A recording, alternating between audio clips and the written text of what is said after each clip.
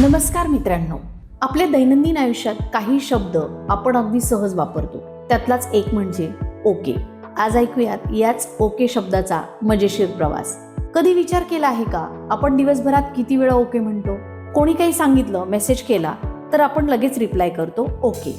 पण कधी थांबून विचार केलात का, या 2 अक्षरांमागे लपलेली कहाणी काय आहे?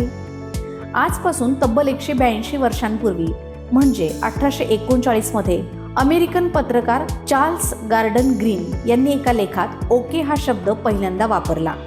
पण गंमत अशी की तो शब्द चुकीचा होता. होय, खरं तर लोक ऑल करेक्ट म्हणजे एसी म्हणायचे, पण उच्चारातल्या गमतीतून ते ऑल करेक्ट असं बोलू लागले आणि तेच पुढे ओके असं बनलं. आज आपण लोल, OMG, रॉफल असे शॉर्ट फॉर्म वापरतो. त्याचप्रमाणे त्या काळात अमेरिकेत लोक इंग्रजी शब्दांची छोटी मजेदार रूपं तयार करत होते.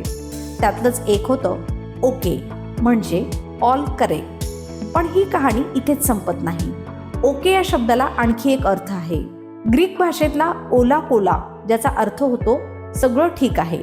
म्हणजे खरं तर ओके हा शब्द जगाच्या अनेक भाषांमध्ये ऑल गुड असा अर्थ सांगतो. आणि आता येते सर्वात मजेशीर गोष्ट. 1840 मध्ये अमेरिकेचे राष्ट्राध्यक्ष मार्टिन व्हॅन ब्युरन यांच्या निवडणुकीत ओके हा शब्द घोषवाक्य बनला होता.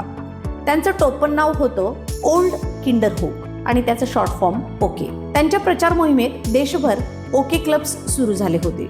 काय सांगावं, एका निवडणुकीतील घोषवाक्य आज जगभरातील सर्वाधिक वापरला जाणारा शब्द बनला. तर मित्रांनो, ओकेचा प्रवास हा चुकून सुरू झालेला, पण आज जगभरात सर्वात जास्त वापरला जाणारा शब्द ठरलेला आहे. आता कोणी विचारलं ओके शब्द चुकीचा आहे, तर फक्त हसून म्हणा ओके, सगळं ठीक आहे. काय मग, आवडली का ओके शब्दामागची कथा? अशाच नवनवीन माहितीसाठी आमच्या YouTube चॅनलला सबस्क्राईब करा आणि आमच्या फेसबुक पेज तसंच Instagram अकाउंटला फॉलो करा. आजचा व्हिडिओ कसा वाटला हे कमेंटमध्ये सांगायला विसरू नका.